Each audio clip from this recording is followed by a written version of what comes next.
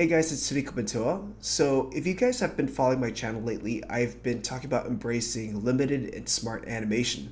And when I talk about limited animation, I'm talking about projects that could be limited in budget, limited in resources, or manpower. Maybe it's also time, so you have to find ways to make something work with those constraints. This could be limited movement with really strong poses, or projects where there's no color at all, it's just grayscale. Maybe there's a limit in frames, a limit in time length, or the reuse of existing assets, material, animation, etc. So you're forced to come up with decisions that embrace the limitations and make it its biggest strengths. Now, one of the reasons why I've been vouching for limited work or limited animation is just to get me to finish stuff, but at the same time, giving me a clear direction of what I can't do. Because if you're given way more choices or, let's say, unlimited resources, it's kind of hard to pinpoint what the project should be about or when you need to put a cap on things, aka when you need to stop things. Like I've said multiple times throughout my channel lately, limitations are a good thing. But another thing that I find myself falling into is that even with the limitations I set for myself, I have this pressure of making something good, something decent. Is using no color the right choice, or should I just focus on really strong drawings with very little movement? Even with the limitations and even trying to find ways to do things simply, there's still the fear of hitting a certain standard. And so that's why I do want to talk a bit about jank and embracing jank. I'm going to do my best to explain how I see jank or how I would explain jank. The way I would summarize jank is that there's something about it that's shoddily put together. It might be unorganized, sloppy, and chaotic. Another way you could look at it is that it's unorthodox, meaning that it goes against all the conventional rules that a lot of people like to follow, whether or not people agree with those choices. There's an amount of unpolished, there's a lot of mistakes that you can see, but you let it slide. Another way that some people can look at jank is that you know it's terrible. It can even be considered not good quality, but there's something about it that's still endearing, that still has a lot to be desired. Sometimes when I think about an example of jank, I kind of like to think about the Zelda CDI cutscenes, where the animation is just really weird, wonky. Many people will argue that it's bad, but there's absolutely no doubt that a lot of people enjoy it because of the content. In animated shows like YOLO, Crystal Fantasy, or even Smiling Friends, there are some moments where the drawings look really noodly and wonky. Although at some points it does add to the humor. When I look at some of my rushed animation, some of my key poses are strong, but when you look at the in-betweens, the drawing starts to fall apart. There are many reasons why jank happens. It could be something that's very rushed, so you're forced to make a lot of compromises and sacrifices at a high rate. It could be the artist's skill, where the skill's not there, but you can still sense that there's a lot of hard work and passion put into it. Sometimes the process and the pipeline is just messy and disorganized, so it results in a very janky look. Maybe you just wanted to produce something wonky and funny. Jank isn't meant to be good, it's jank. So why am I making a video on why making jank can be a good thing? The best thing about embracing jank is that it allows you to screw up and have fun. I think it was from a Rick Rubin's audiobook that I was listening to, but there's a section where he says that artists and creative people need a place where they can just play around without the pressure of external standards, like what is the right or the wrong choice, allowing yourselves to basically fuck up and just move on. And look, the more quote-unquote screw-ups that you can make, the better that you're able to catch that if you want to, let's say, reach a certain standard. Related to my last point, this allows you to experiment, try out a different tool or different medium, play around with a completely different approach. Even if the end result isn't good, at least it allows you to see what other potentials are out there when it comes to experimenting with all these different techniques. But because I gave myself projects where I can experiment with different effects or different steps, now I can find ways to make the process a lot more smoother for myself. There's a shot that I did for K-Sim's Ground Zero's project where the guy is sort of floating in slow motion, and before I did this, I allowed myself to play around with the line boiling techniques and then the warping techniques, so all you're seeing is just me drawing the same thing 3 times and then using a warp tool and match the timing of the drawings to give the feeling that it's still completely hand-drawn, whereas I actually cheated it with warp tools and different techniques. I wouldn't have been able to find that if I didn't give myself space to make janky projects where I can experiment. I also realized that I spend a lot of priority on things that aren't really a big factor in my projects, and I can let it slide with different techniques, or even just let it go, and even if the quality does drop at that one point, it doesn't bring the whole project down in my eyes.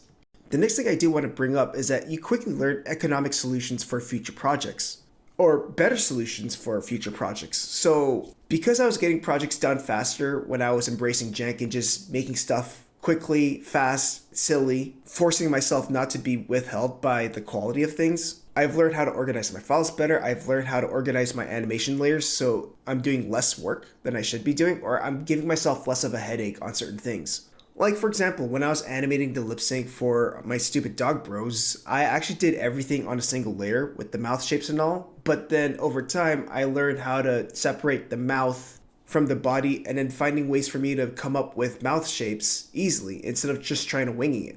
And from my experience, that's the best thing about embracing jank. You're kind of winging things out, meaning that you're improvising, you're being spontaneous, and then you start recognizing a pattern, and that pattern can be a problem with the process, and then you start to fix it later on over time.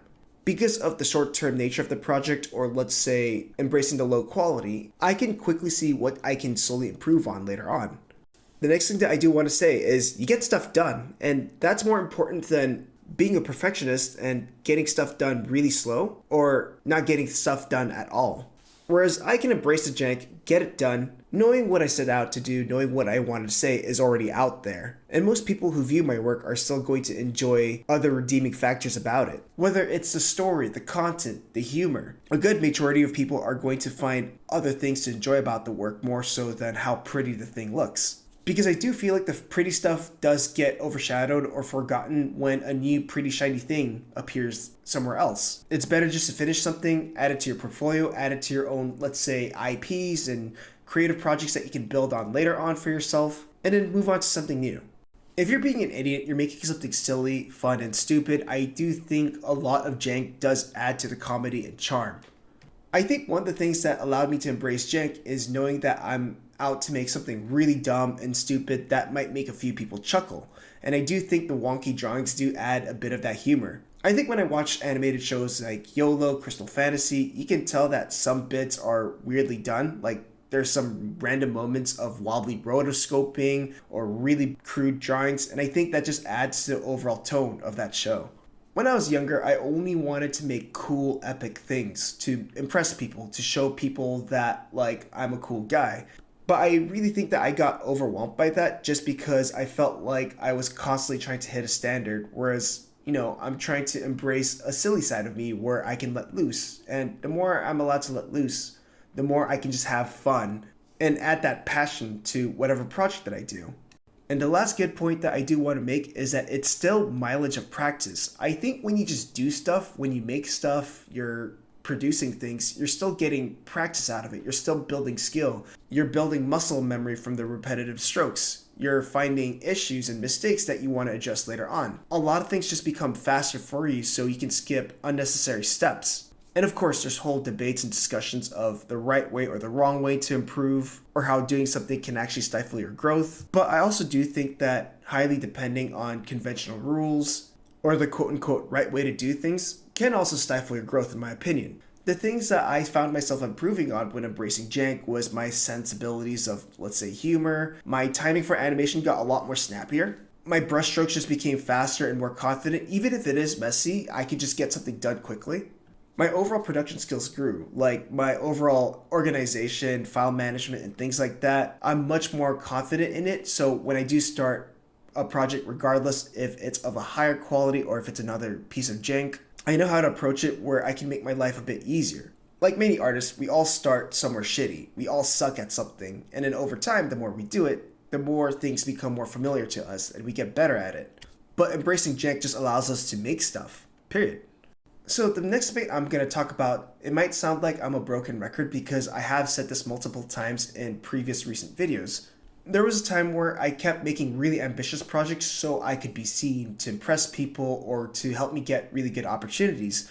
And then, somewhere near the end towards one project that I was working on where I felt like I was putting a lot of myself into it, I slowly started to realize that only a few people are going to see this. There's a very high chance that this isn't going to take me anywhere. And also realized that this sort of mindset that I had for myself wasn't necessarily stable, but it also wasn't making me happy too. I came from a place where I was comparing myself to people a lot. So I would make these little side cartoons that would make me chuckle. I knew that it was going to be really stupid, really jank. And then over time, I started making little independent projects that embraced the jank and just allowed me to just have fun and play around. Even if the process was chaotic, the drawings looked crap. But the point for me was just to tell a joke and just get something done. That's why I set out to do the Art Bro dog cartoons. I just wanted to make a project where I could just let loose and be an idiot, knowing that the animation will be really janky and sloppily done.